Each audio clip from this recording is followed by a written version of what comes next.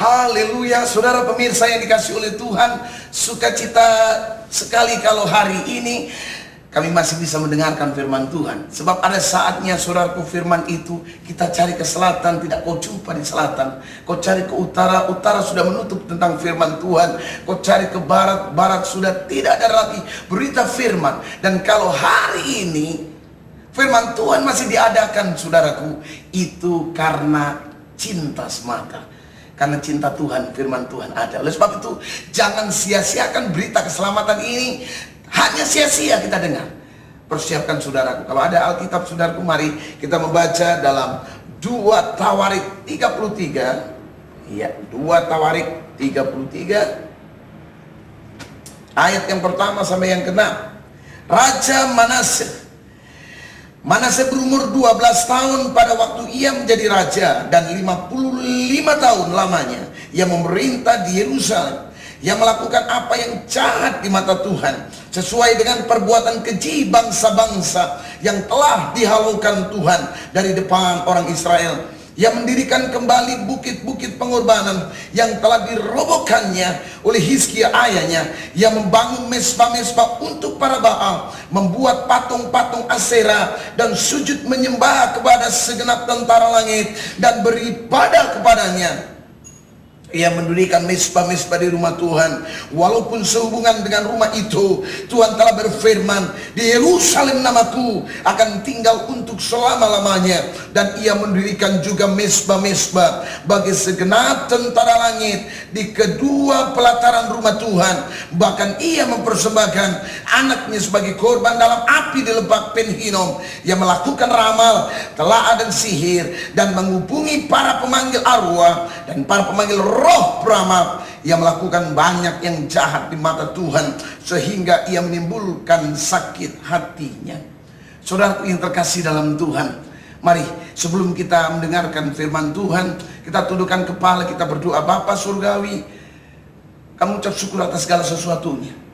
Dan saya percaya Tuhan, hari ini juga para pemirsa tidak akan pernah sia-sia.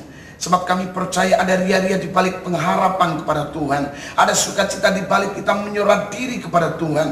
Dan saya percaya firman ini akan menyentuh hati kami. Sehingga yang rema ini, yang logos ini Tuhan, ada sesuatu yang nampak. Yaitu kuasa-Mu akan bekerja. Sembuhkan yang sakit, kuatkan yang lemah, lepaskan ikatan segala dosa kami. Dan dalam nama Yesus kami berdoa. Haleluya, haleluya, amin.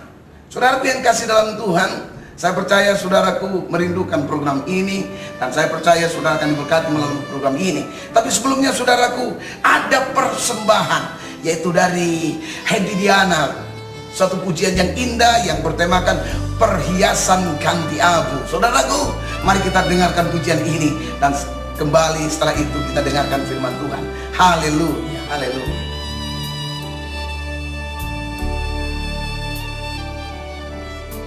Yesus, Kau menampung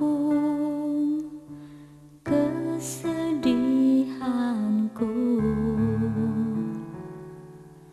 dan sengsaraku. Engkau yang hitung.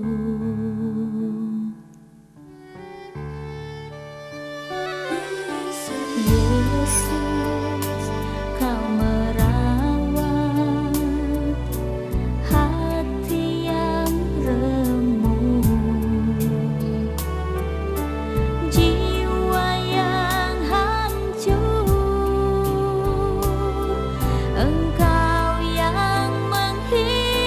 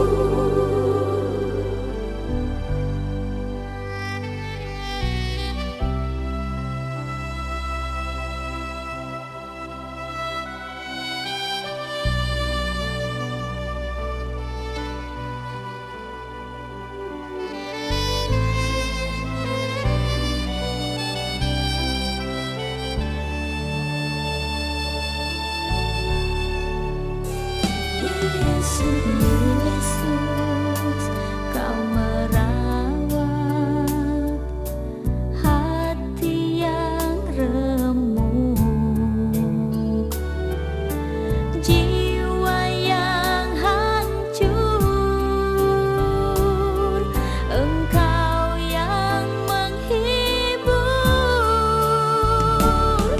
Kau mengaruniakan padaku perhiasan ganti abu.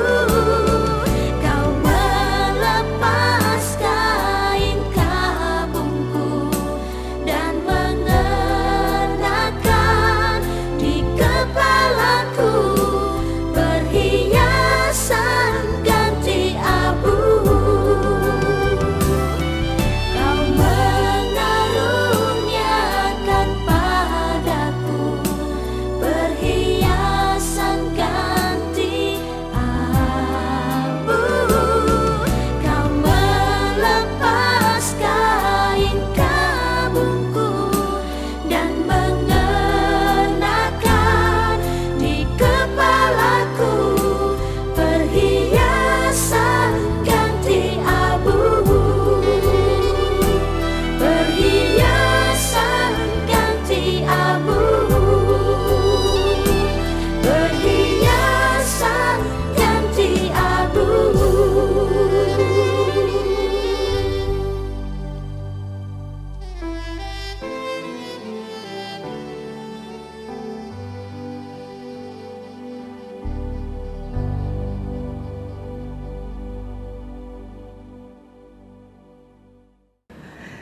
Saudaraku yang kekasih dalam Tuhan, kembali kita bertemu. Mari saudaraku kita teruskan firman yang sudah kita dengar. Dan disinilah ada sesuatu yang perlu kita renungkan.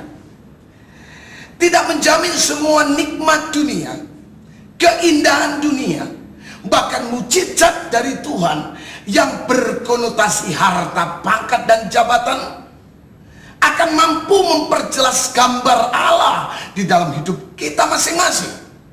Coba dengar, Raja Manase itu raja yang dilantik, raja yang lahir di kala mujizat terjadi atas papanya, bapaknya, yaitu Hizkia. Artinya dengan kata lain, kelahiran Manase ini adalah kelahiran di saat berkat mujizat melimpah atas kerajaan ini. Ini menggambarkan saudaraku suatu fenomena. Kita diberkati. Dan pada saat kita diberkati, anak kita lahir. Pada saat ada mujizat saudaraku, usaha kita, saudaraku, anak kita lahir. Tetapi persoalannya saudaraku yang sekarang kita dengar di sini, tetapi justru saat-saat mujizat yang ada diterima oleh Raja Hizkia justru melahirkan yang sangat-sangat ironi. Karena dikatakan di sini justru saat itulah ayat yang 11 menandaskan bahwa oleh sebab itu Tuhan mendatangkan kepada mereka panglima-panglima tentara Asyur yang menangkap Manase dengan kaitannya membelenggu dengan rantai tembaga dan membawanya ke Babel. Ini sangat ironi. Seharusnya berkat Tuhan melahirkan berkat Tuhan. Seharusnya mujizat Tuhan akan melahirkan mujizat Tuhan. Saya percaya Allah terlalu mudah merubah hidup kita. Allah terlalu gampang merubah usaha kita yang collapse gitu, yang sudah bangkrut menjadi kembali makmur. Tapi persoalannya waktu kita dalam keadaan makmur dalam keadaan terberkati, mampukah terlahir, iman kita semakin maju. Ini yang penting kita renungkan. Saudaraku, buat saya, kalau kita seperti itu pasti indah. Seperti Ayub, kaya, tapi Ayub itu lebih kaya dari kekayaan. Artinya apa? Rohaninya lebih dari kekayaannya. Semakin dia rohaninya naik, semakin hartanya naik. Semakin hartanya naik, rohaninya naik. Ini yang kita rindukan. Tetapi Hizkia tidak. Ya, Hizkia tidak mendapatkan itu. Ketika Hizkia mendapatkan harta, saudaraku, pangkat, jabatan, mujizat, tapi terlahirnya justru anaknya yang saya sebut Manase. Jangan heran saudara yang kekasih, tidak menjamin orang Kristen bisa mendapatkan sesuatu itu. Oleh sebab itu hari ini saya ingin berbicara tentang bahayanya roh Manase. Mari kita lihat Kejadian 9 ayat yang ke-19. Ya. Coba lihat sini. Kejadian 9 ayat 19 sampai yang 22. Yang tiga inilah anak-anak Nuh, dan dari mereka inilah tersebar penduduk seluruh bumi. Nuh menjadi petani, dialah yang mula-mula membuat kebun anggur. Setelah ia minum anggur, mabuklah ia, dan ia telanjang dalam kemahnya. Kita lihat figur dari Nuh ini. Nuh ini berkenan di mata Tuhan. Amin. Dan berkenan di mata Tuhan itu punya nilai di hadapan Tuhan. Kalau kita berkenan di mata Tuhan, saya percaya Tuhan berkati. Di sini disebut bahwa Nuh sebagai seorang petani yang berhasil saat itu. Karena bukan hanya mula-mula seseorang yang berhasil menanam perkebunan anggur, tapi dia berhasil dalam usahanya. Tetapi justru kejatuhan Nuh bukan saat dia menghadapi persoalan, tapi kejatuhan Nuh, kemabukan Nuh ini pada saat dia terberkati. Oleh sebab itu saudaraku, rupanya ada satu link jalinan dengan peristiwa ini. Dan itulah yang saya sebut roh Manase. Roh Manase adalah lahirnya roh Manase ini pada saat kita terberkati. Tapi di saat itu kegagalan, kemabukan. Saya percaya, saya rindu engkau diberkati, tapi berkatmu itu akan membawa engkau semakin dekat kepada Tuhan. Kalau tidak, itu roh Manase. Ada amin? Sehingga jangan heran, semakin kaya, semakin jahat. Semakin diangkat, semakin jahat.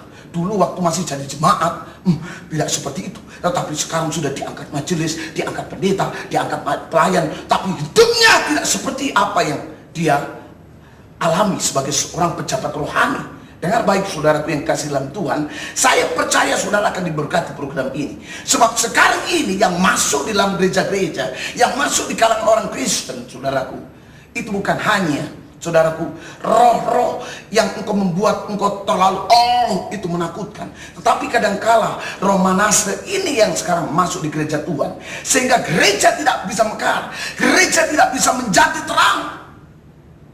Alkitab berkata, satu orang bertobat, seisi rumah diselamatkan. Artinya saudaraku, roh pertobatan itu sebenarnya terjadi pada saat, bukan pada saat terberkati, tapi roh pertobatan pada saat ada persoalan. Coba lihat, saya mengerti ada persoalan, saya mengerti keadaan dunia seperti ini.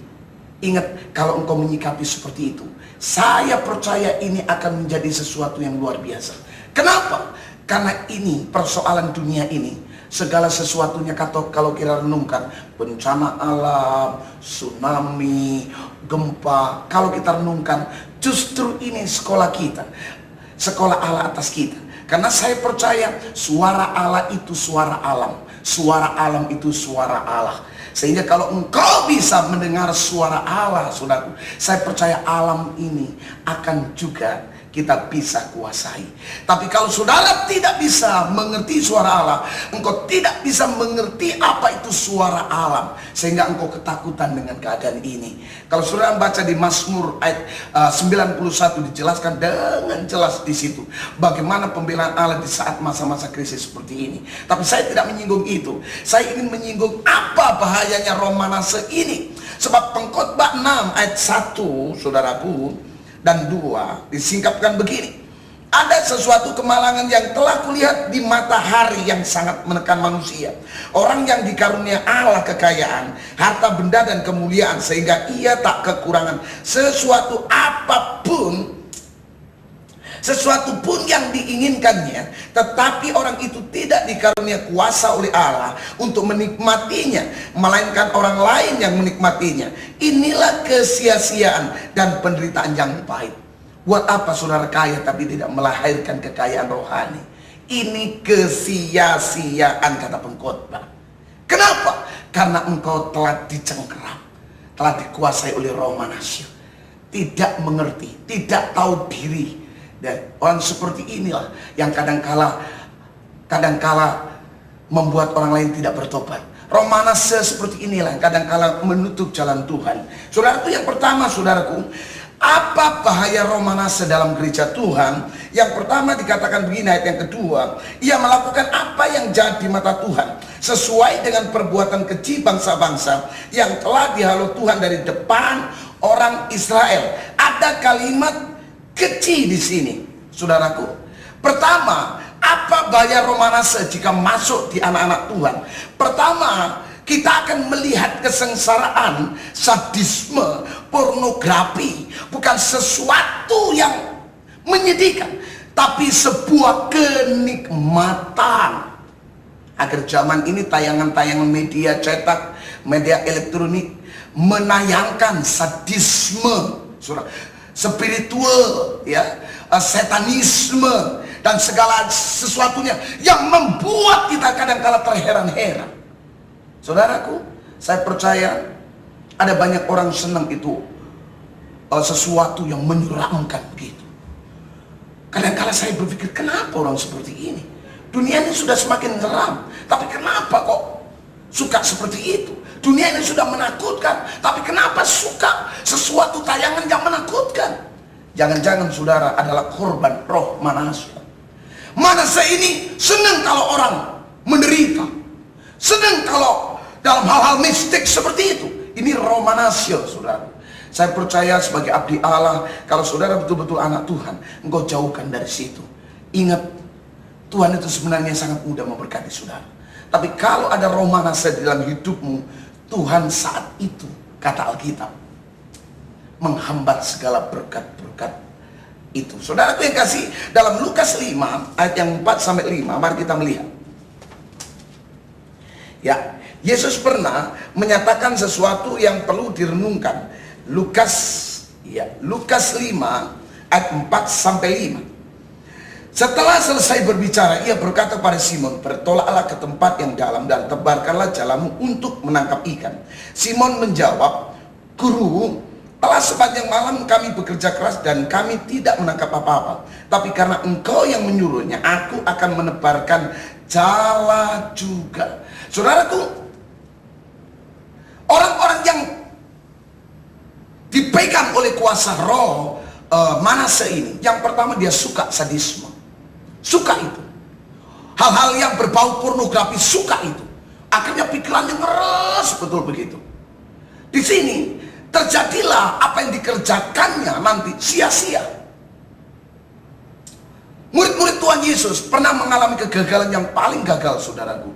Sehingga apa yang dikatakan Tuhan hampir tidak diresponi. Yesus berkata, sebenarnya yang membuat tidak ada ikan, sebenarnya itu sederhana. Karena hatimu sendiri. Yesus berkata, tebarkanlah sebelah kanan dan carilah tempat yang paling dalam. Saya percaya Yesus tidak berbicara masalah dalamnya laut itu. Karena bukan hanya di sebelah kanan atau dalam. Mungkin jala itu sudah di kanan, kiri, depan, belakang, tinggal atas saja, saudaraku. Tidak dilepaskannya, saudaraku. Mungkin bukan hanya yang paling dalam mungkin. Tetapi ini bukan tidak berbicara masalah dalam secara aktualistis. Tapi ini berbicara masalah rohani. Sebenarnya saya percaya kalau Roh Allah itu semakin engkau dalamin, semakin dalam engkau rindu, engkau tidak akan pernah berpikir masalah sadisme. Jiwamu sudah terpenuhi kalau hatimu lebih dalam kepada Tuhan. Engkau akan terpuaskan karenanya. Karena Alkitab berkata, hanya dekat Allah saja aku tenang. Amin. Hai, engkau mungkin hari ini saudara suka smackdown gitu ya, suka hal yang mistik, sesuatu yang film-film yang kalau tidak membunuh, tidak saudaraku, saudara nggak puas. Kenapa? Karena engkau tidak dalam dengan Tuhan.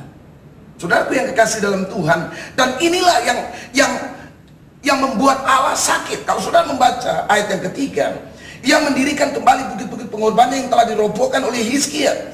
Ayahnya membangun mesbah itu kepada Baal, membuat patung-patung Asyera dan sujud menyembah kepada segenap tentara langit dan beribadah kepadanya. Saudaraku, saudara lihat, orang-orang yang suka seperti ini, yang dipegang oleh Roh Manase, saudaraku, roh yang dimana lahir pada saat berkat Allah tercurah ini, tapi tidak bisa menyingkapi berkat ini. Akhirnya terjadi apa, saudaraku?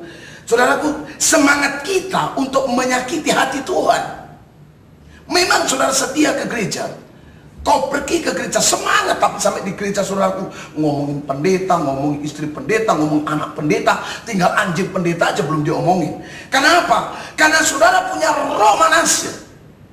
Kita pikir kalau berkat Allah turun itu untuk kita bisa sombong. Tidak. Berkat Allah datang untuk kita, semakin kita dekat kepada Tuhan, itu maksud Allah memberkati. Kenapa kita tidak berkati? Karena Allah takut. Jangan-jangan nanti melalui berkat itu engkau jauh dari Tuhan, engkau menyakiti hati Tuhan. Waktu nggak punya duit, saudara suka berdoa, tapi waktu ada duit, doa saja nggak pernah, sampai doa makan saja lupa. Ini berulang. Ya, saya percaya saudara dengan keadaan ini engkau renungkan. Kenapa hari-hari ini kok semakin hari semakin engkau mungkin terikat begitu? Karena satu perkara besar, Allah takut roh Manasye itu turun atas kamu.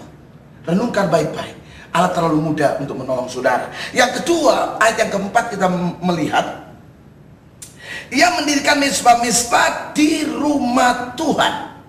Yang kedua saudara, apa bahayanya roh Manasye ini? Yang kedua saudaraku, yaitu terbangunnya berhala di rumah Tuhan. Yang benar pendeta, betul. Ini roh Manasye ini turun ke gereja-gereja sekarang ini. Yaitu apa? Yang kedua, bukan hanya suka melihat kesengsaraan. Seharusnya kita peka dengan penderitaan orang lain, tapi kita malah lebih suka melihat orang lain menderita. Dia tidak bisa tidur kalau orang lain tidak sedih. Dia tidak akan pernah bisa tenang kalau dendamnya tidak terpuaskan. Haleluya. Coba seperti ini roh Manasye, bahaya sekali. Yang kedua saudaraku, roh Manasye itu membangun berhala di dalam rumah Tuhan. Justru berhala yang sangat ditakuti oleh Allah bukan terbangun di luar rumah Tuhan, tapi sekarang ini setan membangun berhalanya di dalam rumah Tuhan. Saudaraku, apa berhala yang dimaksudkannya? Ini yang saya sebut roh etikus. Ini berbahaya sekali. Di rumah tidak bisa tidur, semalaman tidak bisa tidur di kamarnya, tapi di gereja sementara firman Tuhan disampaikan, udah ngorok. Ini roh-roh Manasye, roh-roh yang tidak pernah menghargai firman Tuhan. Ini roh etikus. Lahirlah roh etikus. Yang kedua, roh Yudas, menjual Yesus, mengatasnamakan Tuhan padahal untuk kepentingan pribadi. Roh Manasye ini akan melahirkan roh Yudas. Memang awalnya mencium, memang tapi untuk memukul. Memang awalnya Tuhan disebut, tapi justru kepentingan pribadi saudaraku yang dicari. Oleh sebab itu saudaraku, roh Manasye ini harus dibuang dari hidup kita. Dan saudaraku yang ketiga, lahirlah roh Thomas, yaitu logika yang mematikan iman. Saudaraku lihat ini, roh Manasye itu juga akan melahirkan roh logika. Logika kita lebih berbicara daripada iman kita. Saya percaya waktu Petrus ada di atas air itu sudah mujizat. Tapi kenapa Petrus bisa tenggelam? Satu perkara besar, karena logika yang berbicara. Angin sepoi-sepoi itu yang membuat dia takut. Saudaraku yang kekasih dalam Tuhan, oleh sebab itu hari ini dengarkan baik-baik. Jangan sampai roh Manasye itu terlahir dalam hidup kita. Semakin kau diberkati, semakin mujizat terjadi atas hidupmu. Ayo, jangan lahirlah roh Manasye. Tetap roh Hizkia. Ya, gambaran Hizkia, semakin diberkati semakin dia memuliakan Allah, semakin diberkati semakin cinta Tuhan. Sebab kalau roh Manasye ini lahir, maka akan terbangun berhala di dalam rumah Tuhan. Yang ketiga, yang terakhir saudaraku, ayat yang ke-6, bahkan ia mempersembahkan anaknya sebagai korban dalam api di Lebak Ben Hinnom. Ia melakukan ramal, telah dan sihir, dan menghubungi para pemanggil arwah dan para pemanggil roh peramal. Ia melakukan banyak yang jahat di mata Tuhan, sehingga ia menimbulkan sakit hati Tuhan. To provoke him to anger. Sesuatu yang sangat menyakitkan Allah. Bahayanya roh Manasye yang ketiga, memberi persembahan yang menimbulkan sakit hati Tuhan. Saudaraku, bukankah persembahan itu indah dan itu dirindukan Allah? Setiap orang, Alkitab menyatakan bahwa kalau engkau pergi ke rumah Tuhan, jangan dengan tangan kosong, artinya dengan persembahan. Tapi ingat, tidak semua persembahan diterima oleh Tuhan. Karena Alkitab berkata, jika engkau tidak tahu memberikan sesuatu persembahan, salah, percuma juga. Ingat peristiwa apa yang perlu saudara renungkan. Karena ada banyak hal saudara mempersembahkan, tapi tidak tepat di mana tempatnya. Saudaraku, persembahan yang tepat, itu tepat sasaran. Ingat, waktu Abraham mempersembahkan kepada Tuhan anaknya, yaitu Ishak, akan dikorbankan, ada Bukit Moria yang sudah ditentukan oleh Allah. Saya percaya saudaraku, engkau boleh menolong. Saya rindu itu. Engkau boleh berkorban boleh. Tetapi kalau sudah berkorban pada orang-orang yang akan menjadi korban, buat apa gitu? Artinya saudara menolong orang yang sedang sakau, buat apa? Tambah hancur orang itu. Oleh sebab itu saudaraku yang dikasih dalam Tuhan, rupanya persembahan ini penting. Ya tapi jangan sampai kita menjadi sakit hati Allah. Itu penting lagi. Ibu, berapa kali kita sering memberikan konseling kepada Allah, menolong, ya konseling, tapi akhirnya terjadi konsleting. Menolong teman kita yang sedang cekcok dengan suami, apa yang kita bilang? Cerai saja. Ini adalah sesuatu yang saya sebut persembahan yang menimbulkan sakit hati Tuhan. Oleh sebab itu engkau tidak diberkati. Hari ini saudaraku, firman Tuhan yang indah, merenungkan baik-baik. Saya rindu engkau terberkati, tapi jangan sampai terlahir roh Manase. Roh Manase yaitu roh yang suka sadis. Roh Manase itu roh yang membuat kita itu tidak menyikapi karunia kasih Allah. Yang kedua, roh Manase akan membangun berhala dalam rumah Tuhan. Merasa kita sudah dilantik, merasa kita diberkati. Karena kita tidak tahu berkat itu datangnya dari Tuhan, dan maksud Allah kita tidak tahu dengan berkat itu. Akhirnya apa? Akhirnya kita ini membangun berhala di rumah Tuhan. Sombong, ya angkuh di dalam rumah Tuhan. Yang ketiga saudaraku, roh Manase ini akan membuat kita mempersembahkan yang menimbulkan sakit hati Tuhan. Apa pergumulanmu hari ini? Saya percaya saudaraku, kalau engkau betul-betul diberkati oleh Tuhan, tetaplah ada kasih dalam hidupmu. Waktu memang engkau diberkati seperti Raja Hizkia ini, dikasih mujizat, maka engkau harus melahirkan mujizat. Semakin diberkati Tuhan, semakin kau cinta Tuhan. Haleluya. Amin saudaraku. Supaya Tuhan semakin diberkati, semakin memberkati, semakin memberkati, semakin cinta, dan akhirnya tambah kaya, amat kaya dan sangat kaya. Saudaraku, tundukkan kepala, mari kita berdoa. Bapa surgawi yang kami kenal di dalam nama Tuhan Yesus, ada banyak anak-anak yang tidak mengerti apa arti mujizat baginya. Sehingga Tuhan semakin diberkati, mereka jatuh dari engkau, jatuh dari pelayanan Tuhan, jatuh dari pengharapan. Karena dia pikir Tuhan Yesus mujizat itu untuk kita bersenang-senang. Padahal di balik mujizat itu Tuhan, supaya kita ini semakin dekat dengan engkau. Ampuni jama mereka. Di dalam nama Tuhan Yesus kami berdoa. Haleluya. Amin.